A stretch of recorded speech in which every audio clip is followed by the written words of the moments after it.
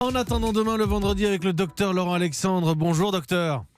Bonjour Mathieu. Une question ce matin, l'électrosensibilité, c'est une vraie maladie ou c'est dans la tête ? C'est un sujet très chaud. L'électrosensibilité, c'est-à-dire le fait de ne pas supporter les ondes, ça touche 5 à 8% des Européens qui se disent gênés par les ondes, et il y en a même qui s'isolent dans les montagnes. Et il n'y a pas beaucoup d'endroits où il n'y a plus d'ondes aujourd'hui, même les compteurs électriques en émettent.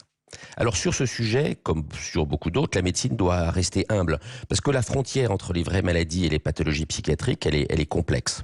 Par exemple, on a longtemps pensé que l'ulcère avait une forte composante psychosomatique, avant de découvrir qu'il est dû à une bactérie, Helicobacter pylori.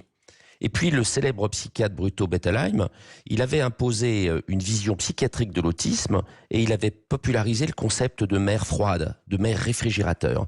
Et il a culpabilisé 2 générations de mamans en leur expliquant qu'elles étaient responsables de l'autisme de leur enfant, alors même que l'autisme est une maladie biologique du cerveau de l'enfant et que la maman n'y est vraiment pour rien. Donc il faut du temps pour trancher les questions médicales. Mais alors finalement, est-ce que ça existe ou pas l'électrosensibilité ? Alors, les essais cliniques, les études montrent que les hypersensibles, ils sont incapables de différencier une vraie exposition aux ondes d'une exposition simulée. Quand on leur fait croire qu'il y a des ondes, ils ont des symptômes graves, alors même qu'on n'a pas à allumer les émetteurs. Puis quand on éteint les émetteurs, les patients ne le ressentent pas non plus, ils ne se rendent pas compte.